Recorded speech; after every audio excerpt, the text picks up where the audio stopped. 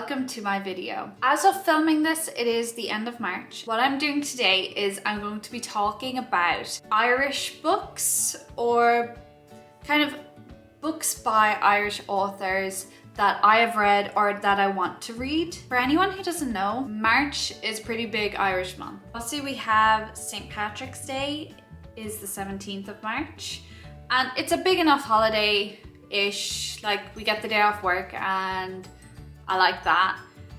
But also there's what we call Seachtain na Gaeilge, which is the week of Irish, where people are encouraged to engage with the Irish heritage more, speaking the Irish language especially. There was always events in schools. You'd like do an Irish word search or a Tron a Gest, a quiz. So I went into March wanting to read more Irish books, or just books by Irish authors. At first I wanted to read actual Irish language books, but I went to my local bookstore and the choices were awful. I could not find any book I was that interested in reading. There was The Hobbit translated into Irish, but I really don't like The Hobbit. Controversial. I know, I'm not a fan of The Hobbit or Lord of the Rings. It's just not my vibe. So other than that, there was a really poor selection. Like, there was one tiny little shelf.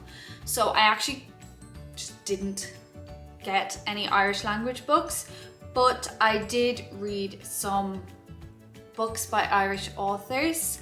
And so I want to give you a rundown of those books. The first book I have here is Normal People by Sally Rooney. So Sally Rooney, I believe, is from Mayo, and I think currently she has 3 novels: Conversations with Friends, Normal People, and Beautiful World, Where Are You? So I read Normal People, I believe it was last year, I think it was June, and I gave Normal People 4 stars. So Normal People is a contemporary, literary fiction style book, and it was one of the books I was really shocked about liking as much as I did, because I've said it a few times on this channel, I don't really enjoy contemporary as much as I would enjoy fantasy or romance. But what I really liked about Normal People was the feeling of reality. And I know that sounds at odds with enjoying fantasy, but I really actually enjoyed that change and feeling like I was there and I was really watching everything happen.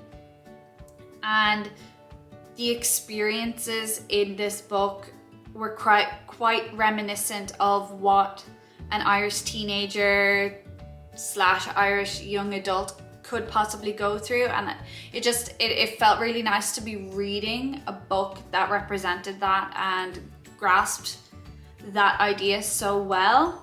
The whole book is basically kind of the miscommunication trope. I don't generally like miscommunication, so you can see there was another reason why I thought that this book would not be for me. And it turns out when miscommunication is done right, I do enjoy it. Miscommunication in this book was handled, again, with a sense of reality. It wasn't stupid miscommunication for the sake of it. It was very believable miscommunication in the sense that these were 2 teenagers who don't know how to talk to each other. To give you like a bigger idea of plotline, Normal People follows Marianne and Connell as at first teenagers who grew up in the same small town. I think they're in Sligo. They start to kind of date, kind of see each other. And this follows them for years as they go to university and get out of the small town, and seeing how differently their lives unravel, or how their different paths go, and their relationship with each other, whether they're dating or friends or fighting. It's kind of all of the ups and downs through their early 20s, late teens, that kind of age. How I really felt almost as if I was watching through, say, the glass of a snow globe. That's how I really felt as I was reading this. You probably have heard by now about Sally Rooney not using quotation marks. that's obviously her stylistic choice, but to me, that's what made it feel like almost like a fish tank. Like I was separated. I couldn't quite hear the characters speaking. To me, without the quotation marks, it felt like they were jumbled through the glass of a fish tank, kind of like that. That's how I felt. And I kind of feel like that's how the characters almost were speaking to each other, you know, like not much was actually being heard from each other, hence the miscommunication. I actually liked, controversial, the lack of quotation marks because it made it more. It really enhanced my reading experience. So yeah, that was Normal People by Sally Rooney. I would be willing to read more of her books someday. Definitely Conversations with Friends. I would like to try that one out. So I think Sally Rooney is quite a strong Irish author. So next we have a book that I read this month. I will be mentioning in my monthly wrap up just a little bit, and that is Hamlet by Maggie O'Farrell. So Maggie O'Farrell is actually from Northern Ireland, I believe Coleraine. She has a few books. I believe I've definitely seen a load of her books in the bookstore. She definitely goes for kind of fiction, historical fiction, and that's what Hamlet is. Hamlet is kind of a historical fiction, and I gave it 3 stars. I did not enjoy Hamlet that much, to be honest. So the idea here is Hamlet is like Hamlet. This is the fictional story of William Shakespeare's son Hamlet, or Hamnet. It's kind of confusing. Hamlet back then are kind of the same name. So this is kind of a fictional version of what the author thought happened, kind of filling in the blanks on what happened with William Shakespeare's son Hamlet. This line describes it best from the back. Hamlet is a novel inspired by the son of a famous playwright. So obviously the story was fiction with a bit of truth sewn in. Like I'm not sure if I should say what I'm going to say next. Given that this is on the back of the book, I feel like it's not a spoiler. But if you don't want the premise spoiled, kind of skip this bit. I'll stick some indication here somewhere on when to listen again or to stop skipping. But basically, Hamlet dies at around like fairly early in the book. This book is kind of fictional speculation about how the kid died and then the aftershocks of that happening to a family. A lot of this is jumping a bit in time, showing how Shakespeare and Anne Hathaway, in case you didn't know, Anne Hathaway was the name of Shakespeare's wife, how they met and fell in love and their kids and all of that kind of stuff, and it kind of shows a bit of his rise to become, you know, William Shakespeare. What was very interesting is William Shakespeare is not actually name dropped in this book at all. I thought I was being gaslit. Like, I'm not kidding. I'm going to admit this. But for about like maybe 10 pages, I was like, wait, Shakespeare did write Hamlet, right? Like, the way that it was written, I was like, no. Yes? No. So I was really back and forth, and I did confuse myself. Shakespeare did write Hamlet. I Googled it when I was like, no, I'm actually gonna go a bit crazy. Shakespeare is not name dropped once. He is always referred to as the son, the father. I see what she was going for, very much like when leaving the name out. I do. But I also think there was no need. I don't think it made the story more meaningful or less meaningful. This book, it felt like a bit of a slog to get through. I was like, okay, next. Okay. There was a lot of swapping about, forward and back in time. Halfway through, I think, there was a random chapter about how the plague got to England, traced all the way back, I can't remember from where, but it told like each step of the flea getting across the ocean to England, and it felt like a bit all over the place in that way. The writing style was quite nice. I liked a lot of the descriptions and how some things were said, but I'm also going to ruin the descriptions in this by saying the author loves to say the same thing in like 4 different ways with 4 different verbs that all mean the same thing, all in one go. So for example, it'd be like, the girl was shaking, rocking, moving back and forth. You know, it was like, okay, yeah, I know. You said that with shaking and rocking. I don't need moving back and forth or the shaking, you know? So I feel like once that's pointed out or once you notice that, the rest of the book is kind of ruined for you because constantly you'd be like, okay, we get it. You don't need to keep saying it. I'm disappointed to say that Hamlet was not my favorite. I would maybe consider reading more like another Maggie O'Farrell book. Also with Hamlet, I kind of felt like I was in school reading a book for school. The words are massive. It felt like very much like a book you'd study in school, head down and just gotta write an essay on it. So not my favorite Irish book, I must say. Now finally, the last book I read this month actually, but also for this video, is None of This Is Serious by Catherine Persifka. Catherine Persifka was born in Dublin and this was actually her debut. So None of This Is Serious is also contemporary and I gave it 4 stars. So again, a pretty high score for a genre I don't generally enjoy.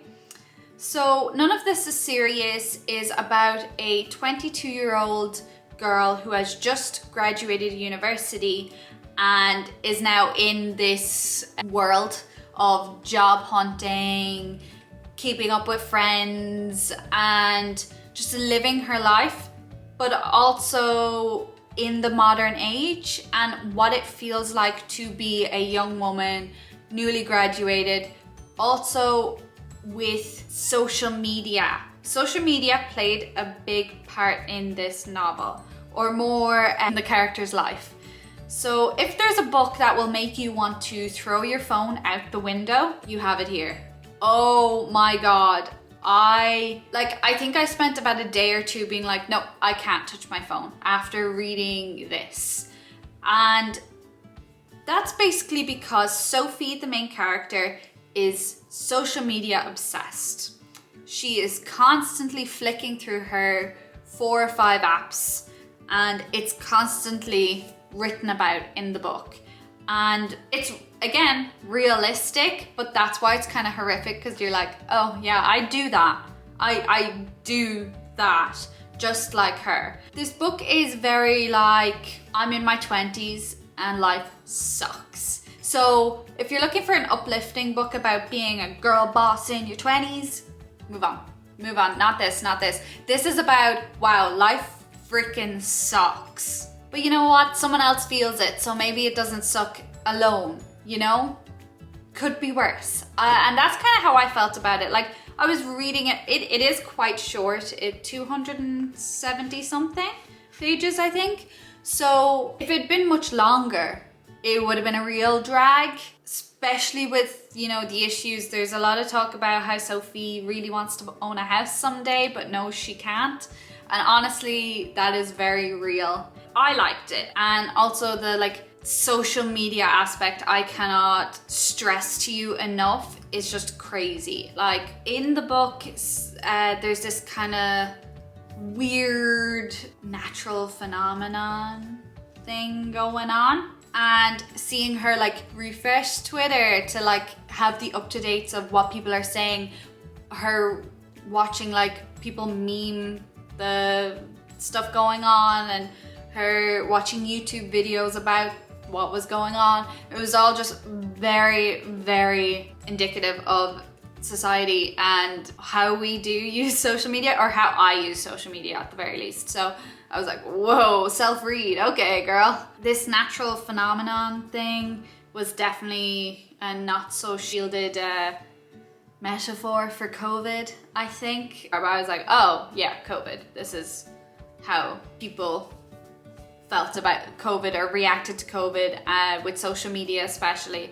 So this book came out in 2022, so I think it's definitely a product of maybe a lockdown writing session, but I quite liked it. I went through it quite quickly and I would recommend it.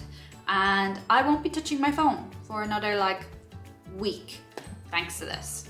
So if you have a phone addiction, maybe that might help. So those are the books I read specifically to talk about here. And another book that I really wanted to read and I didn't think of until it was too late was The Picture of Dorian Gray by Oscar Wilde. That's one I really want to read.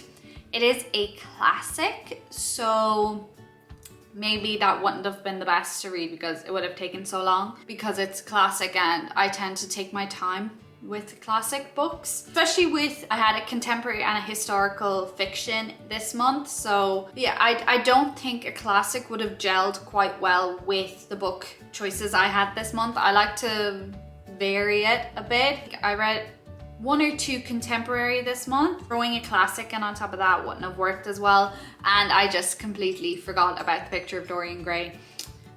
So that was upsetting, but sure, look, I will read that because I want to. I really want to. That's the end of my little Irish video. Thank you for watching. If anyone has any recommendations for either Irish language books or just Irish books, Irish authors, anything like that, please do give me some recommendations because I really had to scour even for like this I hadn't heard of, but again, that could be just me. But I'd never heard of it. I quite liked cover and I was like, yeah. I read the back and I saw Dublin student life is ending for, and I was like, oh yeah, okay, I'll read that. But if anyone has really solid recommendations, please let me know. I have my March book wrap up coming soon as it's the end of March for me, maybe not for you, hopefully for you too. So look out for that. I'll see you later.